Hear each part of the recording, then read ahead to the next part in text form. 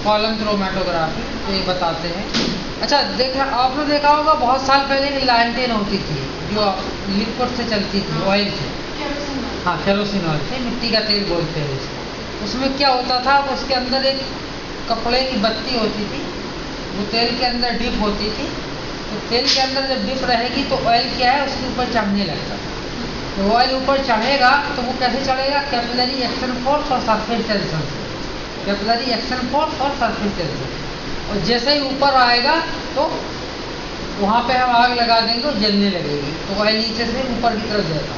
तो टीएलसी में सेम होता है, थिन लेयर क्रोमेटोग्राफी में टीएलसी।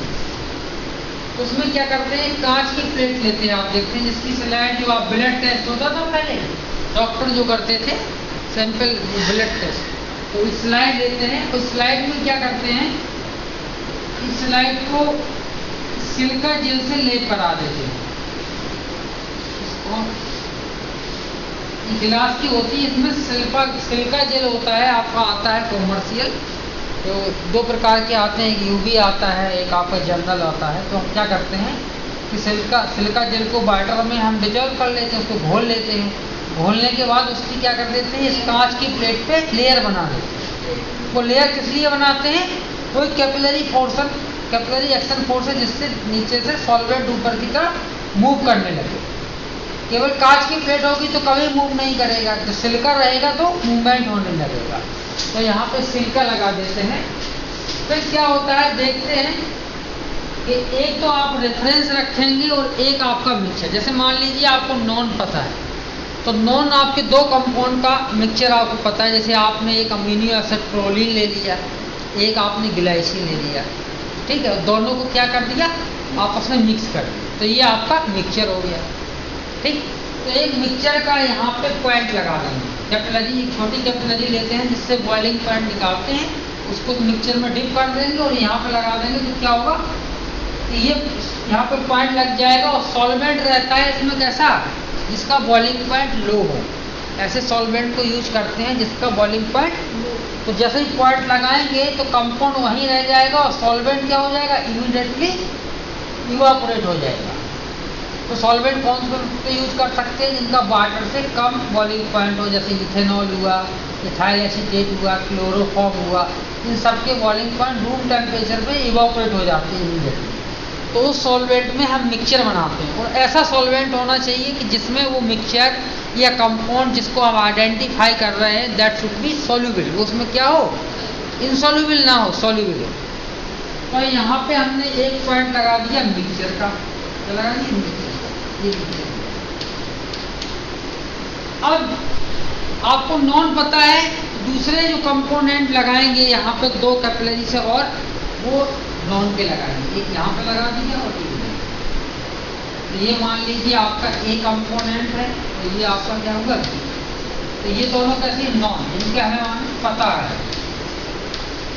नॉन मान लीजिए ए आपका प्रोलीन हो गया, मैंने नाम लिया, बी क्या होगा, फिनाइल एलानीन मान लीजिए, ठीक, यही दोनों अमीनो एसिड। ठीक, अब यही है कि क्या है यहाँ पे इस मिक्सचर में प्रेजेंट है, इसमें कौन है, A+B।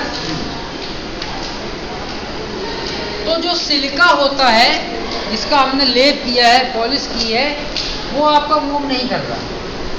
फिर क्या करते हैं, ये पूरी टीएलसी प्लेट को एक टीएलसी चैम्बर में रख देते हैं। तो वो टीएलसी चैम्बर आपका मान लीजिए एक बीकर हुआ, तो बीकर में क्या भरेंगे, एक सॉल्वेंट भरेंगे, और वो सॉल्वेंट भरेंगे जो जिसमें ये कंपाउंड सॉल्युबल हो। तो कोई भी सॉल्वेंट ले सकते हैं, जैसे आप इथाइल, मान लीजिए हेक्सेन से स्टार्ट करते हैं, किससे करते हैं, हेक्सेन से। तो हेक्सेन हमने लिया, यहाँ पर ये बीकर ले लिया,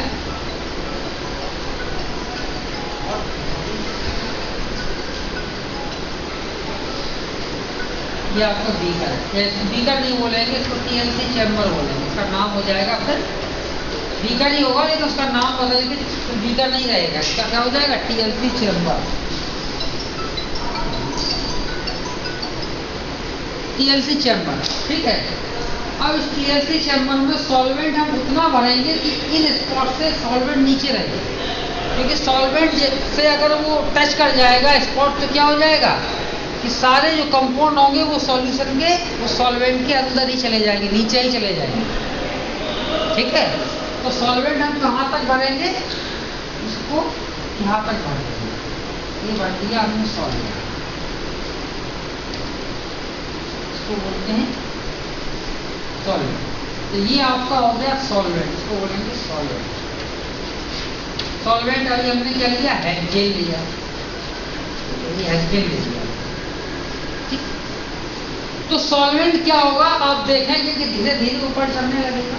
जैसा मैंने बताया तेल में होता था लेंटेज लाइटेज, ये ऊपर से मूव करेगा। ये कैसे, कैपिलरी एक्शन फोर्स और सरफेस टेंशन, तो ऊपर की तरफ बढ़ेगा। तो जैसा ही ऊपर बढ़ेगा, अब मिक्सचर में क्या है, आपके कंपाउंड है, दो कंपाउंड। तो दोनों कंपाउंड की माइग्रेशन टेंडेंसी सॉल्वेंट के साथ अलग अलग है। वे दोनों कैसे हैं, both are soluble in solvent. तो सॉल्वेंट में जैसे टच में आएंगे कि दोनों सॉल्युबल होंगे। तो एक दोनों अलग अलग कंपाउंड है, तो हम ये कह सकते हैं कि वन इज मोर सॉल्युबल और अनदर इज लेस सॉल्युबल। इनमें से कोई एक सॉल्वेंट में ज़्यादा सॉल्युबल होगा और एक सॉल्वेंट में कम सॉल्युबल होगा।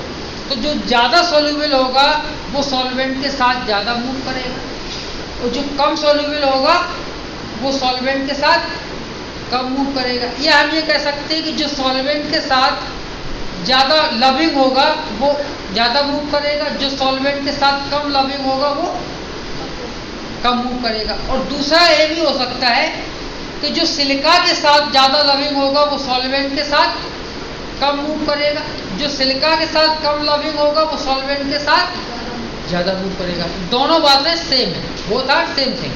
ठीक है, अब यहाँ पे सॉल्वेंट आपका मूव कर रहा है, तो इसको बोलते हैं मोबाइल। क्या बोलते हैं, इसको बोलते हैं मोबाइल। और जो आपका सिलिका है वो आपका मूव नहीं कर रहा है, तो उस तरह के सिलिका को क्या बोलते हैं, इसको बोलेंगे स्टेशनरी।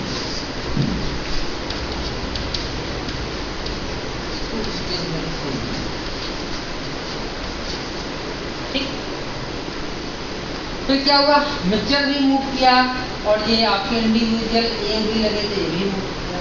तो आप देखेंगे इंडिविजुअल में जो ए वाला है वो आपका स्पॉट यहाँ आया और बी वाला आपका यहाँ आया। ठीक है, बी यहाँ तक गया। फिर क्या किया, अब जो मिक्सचर होगा तो मिक्सचर में तो दोनों मूव करेंगे, तो मिक्सचर में दो स्पॉट आएंगे, एक स्पॉट आपका यहाँ आएगा और एक स्पॉट आपका यहाँ। मिक्सचर में दोनों है, तो आप पता कर सकते हैं कि जो इसके इक्वल डिस्टेंस पे होगा वो आपका ये कंपाउंड है, जो इसके इक्वल डिस्टेंस पे होगा वो मिक्सचर में ये कंपाउंड। तो यहाँ पे ये वाला कौन सा कंपाउंड है, ये आपका आइडेंटिफाई हो गया। ये हमने ए लिया था तो ये आपका ए हो जाएगा और ये आपका बी हो जाएगा। तो टीएलसी क्या बताती है, आइडेंटिफिकेशन। तो पहले इसने क्या कर दिया कि कंपोनेंट बता दिए कि आइडेंटिफाई, इसमें कितने मिक्सचर हैं, 2 मिक्सचर हैं, 3 मिक्सचर हैं, 4 कंपाउंड के मिक्सचर हैं, 4 स्पॉट आ रहे हैं तो 4 मिक्सचर हैं, और 5 आ रहे हैं तो 5 है, 2 आ रहे हैं तो 2 है, 1 आ रहा है तो 1 ही है। ठीक, तो टीएलसी क्या बताती है, identification of number of component. अब उसका स्ट्रक्चर क्या है, उसका मॉलिक्यूलर वेट क्या है, ये नहीं बताती है, केवल क्या बताती है कि उसमें कितने कंपाउंड प्रेजेंट हैं। सब अलग अलग होंगे, सबकी मोबाइल टेंडेंसी, मूव करने की टेंडेंसी अलग होगी, जितने भी कंपाउंड होंगे उन सबकी मूव। जैसे मान लीजिए एक हमने इसमें ग्लूकोज डाल दिया और एक हमने शक्कर मिला दी इसमें, दोनों मिक्सचर में, तो शक्कर अपनी जिसका मॉलिक्यूलर वेट ज़्यादा होगा वो धीरे मूव करेगी, वो डिपेंड करेगी सॉल्वेंट की लविंग और उस पर स्टेशनरी फेज पे।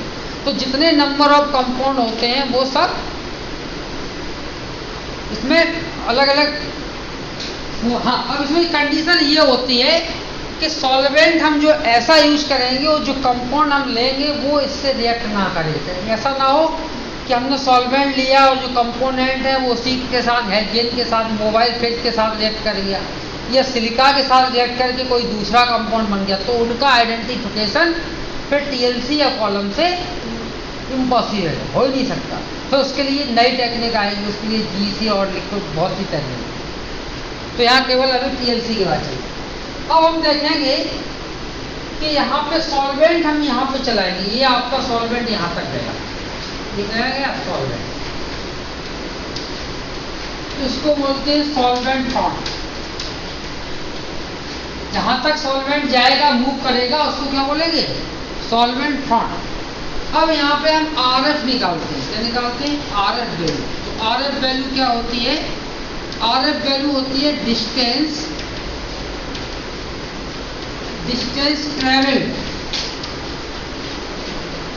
Travelled by solute divided by distance travelled by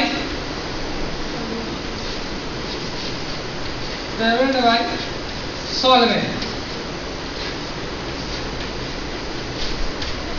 अब इन दोनों में बेस लाइन लिखा होता है, फ्रॉम बेस लाइन। यहाँ पे लिखना है फ्रॉम बेस लाइन। तो बेस लाइन हम कहाँ से मानते हैं? जहां पे ये हमने स्पॉट लगाया, तो यहां से हम डिस्टेंस ट्रेवल उसको स्केल से मेजर करते हैं। इसको, इस पॉइंट को हम लिख सकते हैं, इसको लिख सकते हैं बेस लाइन। बेस लाइन ठीक है। तो यहाँ पे ये हो जाएगा distance travel by solute from base line, और इसमें ऐड कर देना है। ये हो जाएगा distance travel by solvent from base line. Base line तो वही रहेगी सबके लिए, फ्रॉम बेस लाइन। अब क्या है कि इस पीएलसी में यहाँ से यहाँ तक स्केल से देख लेते हैं। मान लीजिए आपका ये स्पॉट कहाँ चला? 5 सेंटीमीटर, और यहाँ से सॉल्वेंट कितना चला? 8 सेंटीमीटर। तो ए की जो डिस्टेंस है, ये आपका है कितना? 5 सेंटीमीटर, और सॉल्वेंट आपका जो है आपका 8 सेंटीमीटर है। तो ए की जो आरएफ वैल्यू होगी, आरएफ वैल्यू ए कंपाउंड कितना हो जाएगी? 5 डिवाइडेड बाई 8, और बी की आर बी ये कितना हो जाएगा? ये यहां तक बी को मान लेते हैं, इसको 7 मान ले सकते हैं। तो ये 7, ये इसको 8 ना करके 10 कर देते हैं, और इसका करते हैं 10। इन दोनों की वैल्यू कितनी आ जाएगी? 0.5 और इसकी कितनी आ जाएगी? 0.7। तो दोनों की वैल्यू आपकी 0.5 और 0.7। तो ये आपकी आरएफ वैल्यू है। अब आरएफ वैल्यू ये आपका क्या रेशियो है, तो इसकी कोई यूनिट नहीं होगी, इसकी कोई भी यूनिट नहीं होगी। अब कभी कभी क्या होता है, कुछ केसेस में ऐसा होता है कि हेक्सेन हमने लिया। आपको सॉल्वेंट पता होंगे, सॉल्वेंट कैसे होते हैं। सॉल्वेंट 2 प्रकार के होते हैं, एक आपके पोलर सॉल्वेंट होते हैं, तो जब जो नॉन पोलर सॉल्वेंट होते हैं, उनमें जो पोलर कंपाउंड होते हैं वो कम soluble, polar compound less soluble होते हैं। और पोलर कंपाउंड किसमें सॉल्युबल होंगे? पोलर सॉल्वेंट में। तो स्टार्ट हम करते हैं ऐसा मोबाइल फेज वाला सॉल्वेंट लेंगे जिसकी पोलैरिटी कम है। तो पोलैरिटी कम किसकी है? हेक्सेन की है, बेंजीन की। तो हम स्टार्ट करेंगे बेंजीन से ही या हेक्सेन से ही करेंगे, ठीक है। अब क्या हुआ, जब आपने हेक्सेन से स्टार्ट किया तो फिर हमने मान लिया कि हम जब रन कराया तो देखा कि दूसरे पीएलसी प्लेट में 2 स्पॉट, एक इधर आया, एक इधर आया, ठीक। इन दोनों की आरएफ निकाली तो आरएफ एक की 2 आई, एक की मान लीजिए 3 आई आरएफ। तो हम क्या करते हैं, हमारा ये उद्देश्य रहता है कि आरएफ कम से कम 5.5 आना चाहिए। 0.5 जब आरएफ आएगी तो हम ये कहेंगे कि हाफ डिस्टेंस तक वो चला हुआ। जैसे हम आपसे कहें कोई 2 लोगों की दौड़ कराई जाए, तो हम कहें कि यहाँ से यहाँ तक दौड़िए, तो आप आइडेंटिफाई कर सकते हैं कि कौन तेज दौड़ता है, कौन कब दौड़ता है। तो उसके लिए कम से कम 1 या 2 किलोमीटर की दौड़ होना चाहिए, तभी तो हम ये क्लियर कर पाएंगे, ठीक है। तो इसमें क्या है कि आरएफ को हम कितने पर रखेंगे? 0.5 पे। तो 0.5 पे करने के लिए हम क्या करेंगे? सॉल्वेंट की पोलैरिटी बढ़ाएंगे। तो जैसे ही सॉल्वेंट की पोलैरिटी बढ़ाएंगे जो सॉल्यूट होगा वो सॉल्वेंट से ज़्यादा लविंग हो जाएगा और उसका मूवमेंट सॉल्वेंट के साथ बढ़ जाएगा।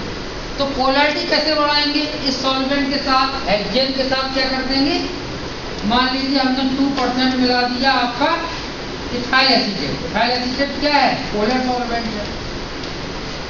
2% इथाइल एसीटेट जब मिलाया तो हमने देखा कि आरएफ इसकी 4.4, अभी भी एक की कमी है। तब क्या किया? तो हमने इथाइल एसीटेट और ज़्यादा मिला दिया हेक्सेन में। अब मैंने क्या कर दिया, इसमें मान लीजिए 4% डाल दिया इथाइल एसीटेट।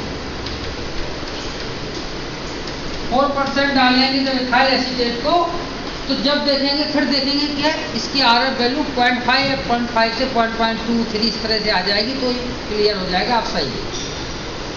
आइडेंटिफाई और आरएफ वैल्यू निकालने के बाद ये तो आइडेंटिफिकेशन हो गया। अब करते हैं कि क्वांटिटी में आपका मान लीजिए 2 ग्राम, 3 ग्राम, 5 ग्राम कंपाउंड मिक्सचर में पड़ जाए, तो उनको उसी वेट में हमको अलग अलग करना है, तो कैसे करना है? तो ये तो हो गया आइडेंटिफिकेशन टीएलसी में। टीएलसी में आप 2 ग्राम नहीं निकाल पाओगे, 1 ग्राम नहीं निकाल पाओगे कंपाउंड, तो वो निकालेंगे कॉलम क्रोमेटोग्राफी। तो कॉलम क्रोमेटोग्राफी के पहले आपको टीएलसी करना पड़ेगा। बिना टीएलसी के आप कॉलम क्रोमेटोग्राफी, मान लीजिए आपकी आरएफ वैल्यू कितनी आई, 0.5 में आई, और सॉल्वेंट सिस्टम हमने यूज कर लिया हेक्सेन को और 4% इथाइल एसीटेट। तो ये हमारा स्टैंडर्ड हो गया कि 0.5 आरएफ वैल्यू कितने निकालने के लिए, 0.5 के लिए क्या स्टैंडर्ड हो गया, हेक्सेन प्लस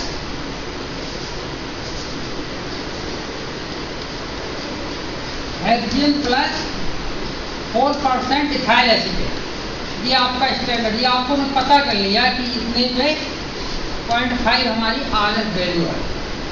तो जो टीएलसी होती है वो अंडर ग्रेविटी होती है या अगेंस्ट द ग्रेविटी? नीचे के ऊपर चलेंगे तो ग्रेविटी बढ़ेगी या कम होगी? अपोजिट ग्रेविटी क्या होगा? वो जो ऊपर से नीचे की तरफ आएगा वो ग्रेविटी के अलाइनमेंट में आएगा, ठीक है ना। तो कॉलम क्या होता है, इनको नोट कर लीजिए, फिर हम इरेज करते हैं। अभी कॉलम बताना, टीएलसी और कॉलम अगर आपको क्लियर हो गया फिर सारी चीजें क्लियर हो गई।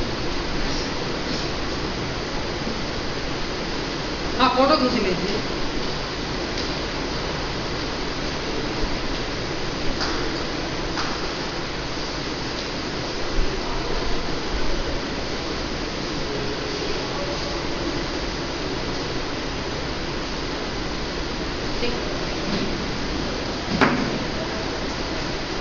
हाँ, एक चीज़ और बता दिए कि जो कंपाउंड कलर्ड होते हैं वो तो आपको दिख जाएंगे, लेकिन कंपाउंड आपके कभी कभी क्या होते हैं, कलरलेस, तो उनका हम ये पता नहीं चला पाएंगे कि कौन सा कंपाउंड कहाँ पे पड़ जाए। तो उसकी 2-3 टेक्निक है। एक तो ये देखेंगे कि इस टीएलसी प्लेट को हम यूवी चैम्बर में रख देंगे, यूवी लाइट में। तो यूवी लाइट से जैसे लाइट में रखेंगे तो वो स्पॉट दिखाई देने लगेगा। तो ये हो गया यूवी चैम्बर। दूसरा, एक iodine compound generally iodine active होते हैं, तो एक दूसरे एक आयोडीन चैम्बर लेंगे जिसका नाम हो जाएगा आयोडीन चैम्बर टीएलसी को रखने के। तो टीएलसी हम यहाँ पे रख सकते हैं।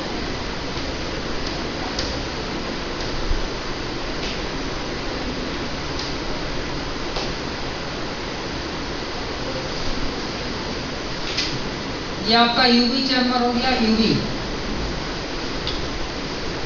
चैम्बर से पता कर सकते हैं। टीएलसी को आयोडीन चैम्बर में भी रख सकते हैं। आयोडीन, इसका नाम है आयोडीन चैम्बर।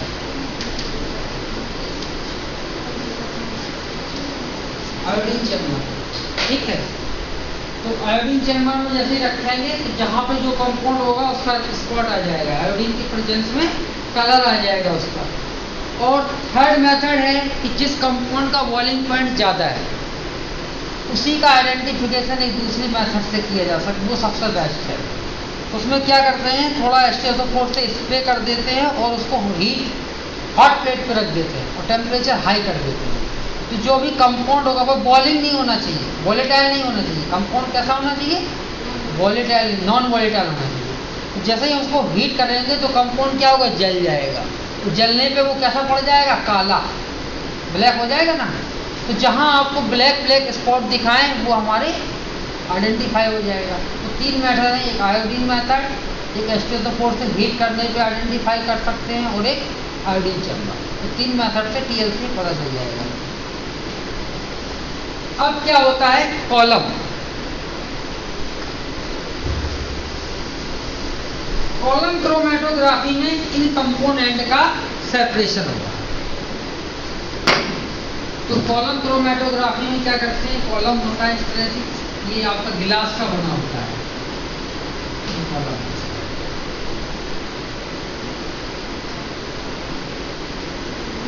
यहाँ पर पानी का फिल्टर है, और इसके अंदर सिलिका जेल भरा होता है, column silica gel, column silica gel, ठीक।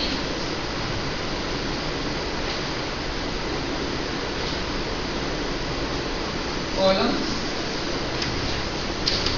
Silica gel. अब यहाँ पे जो कंपाउंड आपका है वो सॉलिड फॉर्म में है या लिक्विड में, किसी भी होगा। मान लीजिए आपका सॉलिड में है, ठीक है, तो आप हेक्सेन उसमें डाल के ज़्यादा मात्रा में नहीं डालेंगे, इतना डालेंगे कि वो उसमें डिजॉल्व हो जाए, विस्कस रहे, और उसको यहाँ पे इसमें ट्रांसफर कर देंगे। जब यहाँ पे ट्रांसफर कर देंगे तो यहाँ पे जो लेयर बनेगी उसकी वो यूनिफॉर्म बनना चाहिए। इसकी ये डिस्टेंस कम ज़्यादा नहीं होना चाहिए, क्योंकि कम ज़्यादा होगी तो कॉलम डिस्टर्ब हो जाएगा। तो यहाँ से दोनों तरफ की डिस्टेंस कैसी होना चाहिए, सेम होना चाहिए।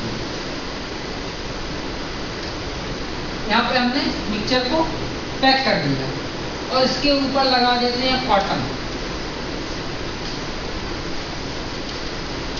लोई होती है उसको लगा देंगे, इसलिए लगाते हैं क्योंकि सॉल्वेंट जब डालेंगे तो सिलिका डिस्टर्ब हो जाएगा। तो यहाँ पे सॉल्वेंट डालेंगे तो वो आपकी कॉटन से आएगा, तो ये डिस्टर्ब नहीं होगा। जैसे ही मान लीजिए यहाँ पे 2% का चलाया, पहले 2% दिखाया, पहले हेक्सेन के साथ ही चलाएंगे। हेक्सेन के साथ जैसे ही हेक्सेन डालेंगे तो इस बीकर में हेक्सेन यहाँ पे कलेक्ट हो जाएगा और दोनों कंपोनेंट आपके सेपरेट होने लगेंगे। फिर क्या है, 15 या 20 मिनट, या मान लीजिए आपने 20 ml चलाया, 20 ml के बाद क्या कर देंगे, फिर हम 2% इथाइल एसीटेट के साथ चलाएंगे इसको, ठीक है। फिर हम चलाएंगे 4% के साथ, और 4 से ज़्यादा पोलैरिटी को हम नहीं बढ़ाएंगे। हेक्सेन के साथ चलाना 2% के चलाना 4%, इसके बाद इसको और 4% के साथ जब चलाते जाएंगे तो धीरे धीरे क्या होगा कि दोनों कंपाउंड इस सिलिका से एक कम लविंग होगा, एक ज़्यादा होगा, तो ये सेपरेट हो जाएंगे। तो आप देखेंगे यहाँ पे 2 बैंड बन जाएंगे, एक आपका ये बन जाएगा और ये, ठीक है। नहीं, मेरे पास नहीं। यहाँ पे 2 बैंड बन जाएंगे, तो बताइए कौन सा ए वाला बैंड होगा, कौन सा बी वाला होगा। ए वाला होगा जो TLC में सबसे ऊपर गया था, ठीक है, क्योंकि अंडर ग्रेविटी चल रहा तो ऊपर वाला पहले आएगा, वही ज्यादा लावेंगे सॉल्वेंट के साथ। तो ये आपका कौन सा था ऊपर वाला स्पॉट, ये बी था, इसको बी दिए थे, ये बी था, ये ए था, तो बी वाला ऊपर, ये बी इधर आएगा, ये बी होगा और ये आपका, ठीक है, इतना होगा। फिर क्या करेंगे, जैसे ये कलर है तो आपको दिखाई देगा, क्लियर कॉलम में दिखाई देगा, दोनों कलर दिखाई देगा। कलर है तब तो सिंपल है, आप एक बीकर लगाएंगे, जैसे ही इतना बैंड कलर तो दूसरा आप उसको हटा के दूसरा बीकर लगा देंगे। जब कलर लेस है तब उसको कैसे करेंगे, वो इम्पोर्टेंट। तो उसके लिए उस बीकर को आपने निकाला, और निकालने के बाद इसकी फिर से हमने TLC चेक की, यह लगाया, इसको सॉल्वेंट को कैपिलरी में लेके यहाँ डाल दिया, 4-5 बार TLC में डाल दिया, और TLC रन कराए इसकी। जब TLC रन कराएंगे उसमें देखेंगे कोई स्पॉट नहीं है। जब स्पॉट नहीं है तो हम ये कहेंगे कि अभी आपका कंपाउंड नहीं आया, सेपरेट नहीं हुआ, मतलब कहीं इधर फंसा हुआ है बीच में। तो ये पूरा भर गया, आपको इसको अलग कर देंगे, दूसरा बीकर रख देंगे, फिर उसको चलाएंगे, उसमें डाल के सॉल्वेंट डाल के। तो हम देखेंगे सबसे पहले आपका क्या आएगा, एक बीकर में ये आपका बी आ जाएगा। जब बी पूरा आ जाए, यहाँ पर टीएलसी चेक करते रहेंगे। टीएलसी जब चेक करेंगे तो इसकी टीएलसी कहाँ मिलेगी, इस टीएलसी के बराबर यहाँ पे ये पॉइंट यहाँ पे आ जाएगा। फिर इसको बार बार चेक करते रहेंगे, टीएलसी कई बार चेक करते, जब तक ये आ नहीं रहा। जब आना बंद हो जाए तो जितने बीकर में इतना स्पॉट आया टीएलसी को, उनको नंबरिंग डाल के उनको सबको एक में कलेक्ट कर लेते हैं, क्योंकि हम ये कह सकते हो वो सारे कंपोनेंट एक ही बीकर में कलेक्ट कर लिए, एक ही में आ जाएगा। फिर दूसरे की टाइमिंग वो धीरे धीरे फिर आएगा, फिर उसको टीएलसी चेक करेंगे, टीएलसी चेक करने जितने बीकर में उन सबको एक में कलेक्ट कर देंगे और सॉल्वेंट को इवापोरेट कर देंगे, आपका कंपाउंड। इस तरह से सेपरेशन, पहले टीएलसी से देन कॉलम करेंगे। टीएलसी आपका आइडेंटिफिकेशन बताती है, और जो टीएलसी है वो आपकी क्वालिटेटिव है, और जो आपका कॉलम है वो आपका क्वांटिटेटिव है। क्वांटिटेटिव का मतलब तो आप समझते होंगे, जिसमें बल्क में आइडेंटिफिकेशन हो, किसी का सेपरेशन, ग्रेविमेट्रिक एनालिसिस बल्क में की जाए तो वो क्वांटिटेटिव हो जाता है, और जिसमें आइडेंटिफिकेशन वो आपकी क्वालिटेटिव। विदाउट टीएलसी के कॉलम आप नहीं कर सकते। अब आता है जीसीएमएस, इसको नोट कर लीजिए, फोटो खींच लीजिए।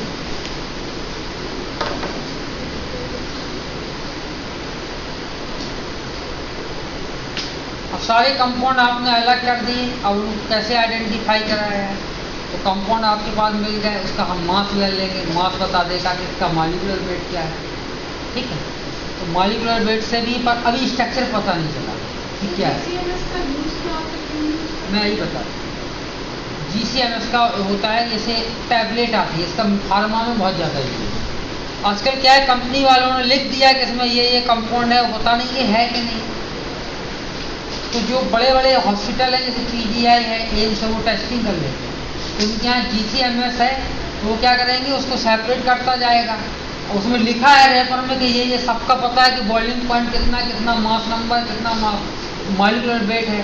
तो मास हम जीसीएमएस से सेपरेट होता चला जा रहा, और मास से हम मॉलिक्यूलर वेट देखते चले जा रहे, तो देख रहे हैं कि इसमें ये कंपाउंड है या नहीं, कहीं ऐसा तो नहीं कि फर्जी हो।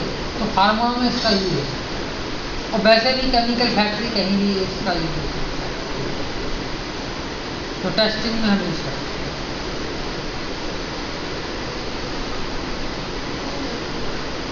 क्लियर हो गया।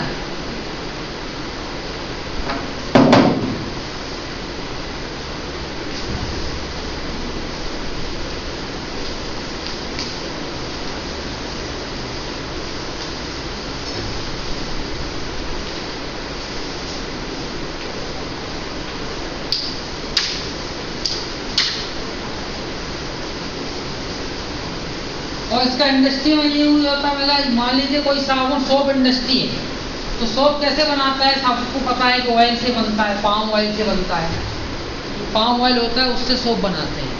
तो सोप आता है आपका पूरा पाम ऑयल ट्रक भर के आता है, तो ट्रक में पता नहीं कितने दूसरे का वाटर ना मिला लिया, कुछ ऐसा कोई दूसरा केमिकल डाल दिया, आपने तो पाम ऑयल पे उसको पैसा दे दिया, वो कॉस्टली है पाम ऑयल। तो क्या करते हैं, उसका जीसीएमएस ले लेंगे, टीएलसी ले लेंगे, उससे पता चल जाएगा। अगर एक ही सिंगल हुआ तो एक ही स्पॉट आएगा, तो 2-3 स्पॉट आ रहे हैं, जिसका मतलब इसमें कोई मिक्सचर है, उससे क्लियर हो जाएगा। इस तरह से इंडस्ट्री कई जगह एप्लीकेशन।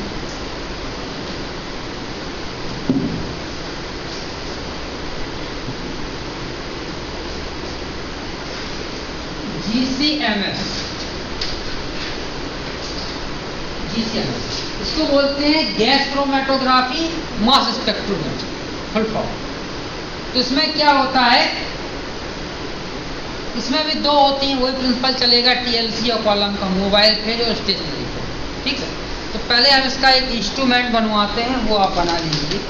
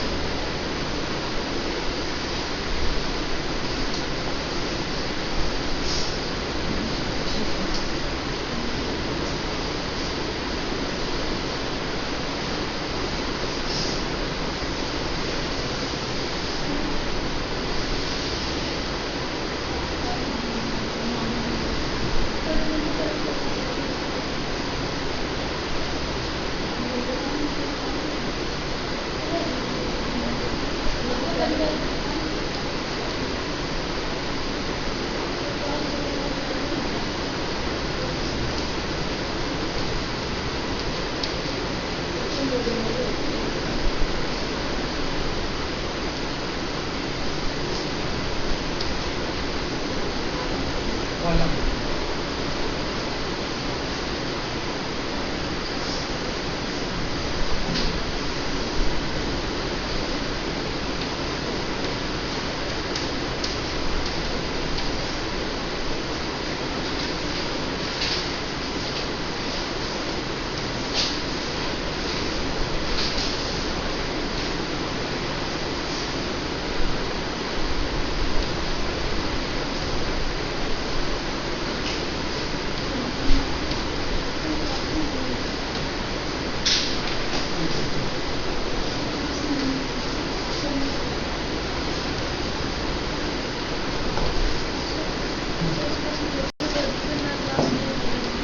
ठीक है, हम कर देते हैं।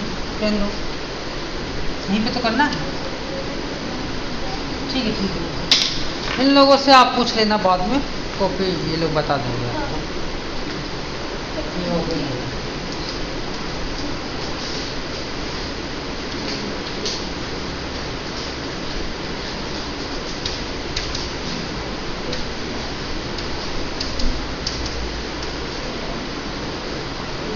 ठीक है,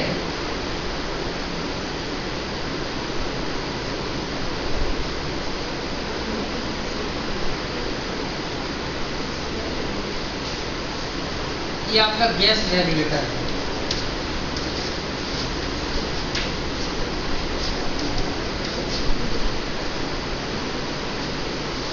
अब देखिए यहाँ पे मिक्सचर जो आपका कंपाउंड हो, लिक्विड वगैरह, इसको क्या करेंगे, यहाँ पर डाल देंगे, सैंपल इंजेक्शन करके।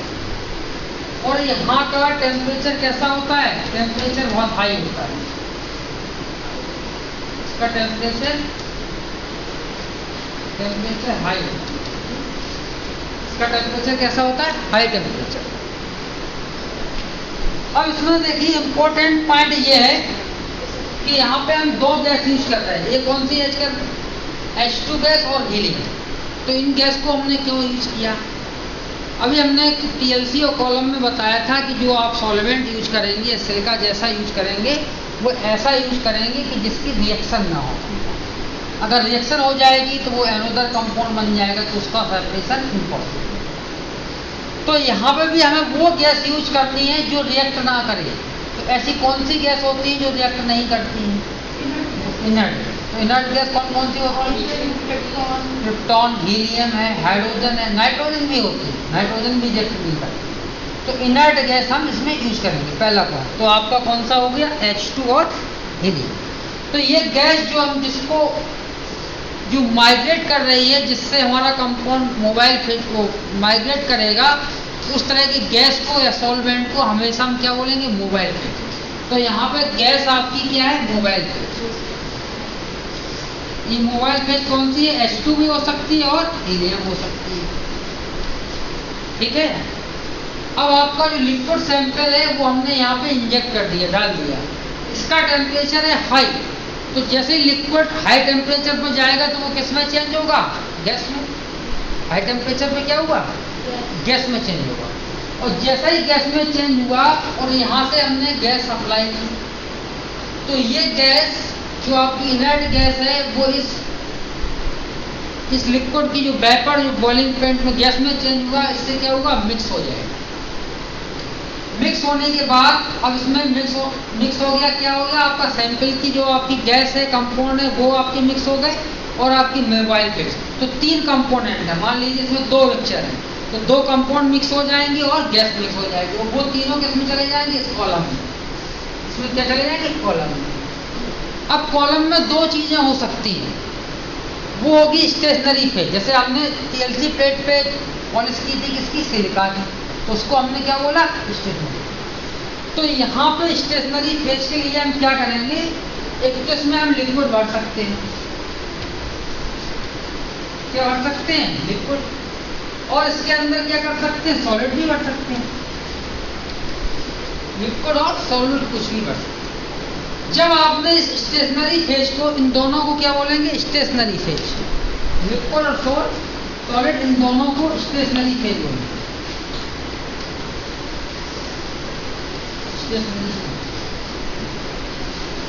है। जब इसमें स्टेशनरी फेज लिक्विड लेंगे तो उसका नाम हो जाएगा गैस लिक्विड क्रोमेटोग्राफी। और स्टेशनरी फेज अगर हमने सॉलिड कर दिया तो उसका नाम हो जाएगा गैस सॉलिड क्रोमेटोग्राफी। अब देखिए जीसी किसमें चेंज हो गई, गैस लिक्विड क्रोमेटोग्राफी और गैस सॉलिड क्रोमेटोग्राफी। सीएल लगा, गैस लिक्विड क्रोमेटोग्राफी और गैस लिक्विड क्रोमेटोग्राफी। ठीक, अब यहाँ पे क्या हुआ, ये आपका क्या है, पूरा बंद है कॉलम किससे, ओवन से। तो ओवन में क्या होता है, टेम्परेचर हम बढ़ा भी सकते हैं घटा भी सकते हैं, ये हम पर डिपेंड करेगा। और यहाँ गैस का भी हम फ्लो कम ज़्यादा कर सकते हैं, ये भी रेगुलेट कर लिया। तो आप देखेंगे कि जिसका बॉइलिंग पॉइंट कम होगा वो इमीडिएटली भागेगा, वो जल्दी तेजी से भागेगा। और जैसा ही जिसका बॉइलिंग पॉइंट कम हुआ तो वो आपका यहाँ पर पहले आ जाएगा। यहाँ पे मान लीजिए दो कंपाउंड है, ये आपका ए है प्लस बी है, और यहाँ पे लिख रहे हैं ए का जो बॉइलिंग पॉइंट है वो आपका मान लीजिए 100 डिग्री मान लिया, ठीक है। और बी का आपका बॉइलिंग पॉइंट है 150 डिग्री है। पहले इमीडिएटली कौन भागेगा, ए, इसका बॉइलिंग पॉइंट कम है। तो जैसे ही बॉइलिंग पॉइंट जिसका कम है वो इमीडिएटली यहाँ पे आएगा डिटेक्टर में, और डिटेक्टर में आपके कंप्यूटर को सिग्नल देगा, ठीक है। जो पहले सिग्नल मिलेगा तो हम ये कहेंगे कि वो कंपाउंड पहले आया, जिसका पहले सिग्नल। जिसका बाद में सिग्नल मिलेगा वो आपका बाद में कंपाउंड आया, या हम ये कह सकते हैं कि उसका बॉइलिंग पॉइंट पहले से ज्यादा है, ठीक है। कुछ कंपाउंड जैसे मिक्सचर बहुत ज्यादा है, इंडस्ट्री में कई चीजें हैं उसमें बहुत सारे मिक्सचर 10-15 मिक्सचर मिले हैं, तो क्या करेंगे कि 2-3 में तो हमने क्लियर कर लिया, डिटेक्ट हो गया, कंप्यूटर में आ गया। अब जिनका बॉइलिंग पॉइंट बहुत हाई है वो नहीं हो पा रहा, तब क्या करेंगे, इस ओवन का टेम्परेचर हम बढ़ा देंगे, रेगुलेट कर देंगे। तो जो बचे थे वो भी आपके वोलेटाइल होंगे, वो भी आएंगे। जब वो भी आएंगे तो उनके भी सिग्नल मिल जाएंगे कंप्यूटर में, ठीक है। अब क्या होता है कि हर इंडस्ट्री में एक लिस्ट होती है, जैसे आपके पास एक लिस्ट, सबको पता है पीरियाडिक टेबल होती है। तो पीरियाडिक टेबल में आपको मॉलिक्यूलर वेट, एटॉमिक नंबर मिल जाता है। जैसे कोई एलिमेंट आपने डिस्कवर किया, उसका एटॉमिक नंबर 30 आया तो पीरियाडिक टेबल में आपने देख लिया कि 30 किसका है, तो वही आपका कंपाउंड हो गया। तो इसमें क्या होता है, सिग्नल के आधार पर हम देख लेते हैं कि नॉन कंपाउंड का क्या होता है, रिटेंशन फैक्टर होता है। और वो रिटेंशन फैक्टर डिपेंड करता है कि कितने टाइम में वो कंपाउंड कॉलम के अंदर रहा। तो रिटेंशन फैक्टर से हम पता कर लेते हैं जो नॉन कंपाउंड से रिटेंशन फैक्टर जिसका मैच कर रहा है वो हमारा कंपाउंड कौन सा है, वो आपको पता चल जाएगा। अब इसके बाद क्या होता है, कभी कभी ये होगा कि अननोन कंपाउंड है, उसका है पता नहीं है कि उसका रिटेंशन फैक्टर क्या हुआ, किस टाइम तक वो ओवन में रहा। तो उसके लिए क्या करते हैं, इसमें एक मास स्पेक्ट्रम लगा देते हैं। इस डिटेक्टर के बाद जहाँ यहाँ पर सेपरेशन हो रहा है, जो कंपाउंड पहले आया इसमें हम क्या जोड़ देते हैं, मास स्पेक्ट्रम, एमएस जोड़ते हैं। इसको क्या जोड़ देते हैं, मास स्पेक्ट्रम, मास इंस्ट्रूमेंट लगा देते हैं। तो जैसे ही पहले आया वो इसमें चला जाएगा, तो यहाँ पे गया तो यहाँ पे क्या होगा, उसका मॉलिक्यूलर वेट का पता चल जाएगा। और जैसे ही मॉलिक्यूलर वेट का पता चलेगा तो हम आइडेंटिफाई कर लेंगे कि इसमें कौन सा कंपाउंड है, ठीक है। तो अब इसका नाम हो गया, जब मास लगा दिया तो ये क्या हो गया, जीसी आपकी दो पार्ट में डिवाइड हो गई, जी सॉलिड क्रोमेटोग्राफी एमएस, ठीक है। और ये हो गई जीसी जी गैस लिक्विड क्रोमेटोग्राफी एमएस। तो ये दो प्रकार की हो सकती है, जीएससी एमएस हो जाएगा और जीएलसी एमएस हो जाएगा, डिपेंड करेगा स्टेशनरी पे कौन सी आप ले जाए, इससे आप डिटेक्ट कर सकते हैं। तो यहाँ तक क्लियर हो गया, जीसीएमएस। मास तो आपने पढ़ा ही है, कहो तो थोड़ा बहुत बता देते हैं मास के बारे में।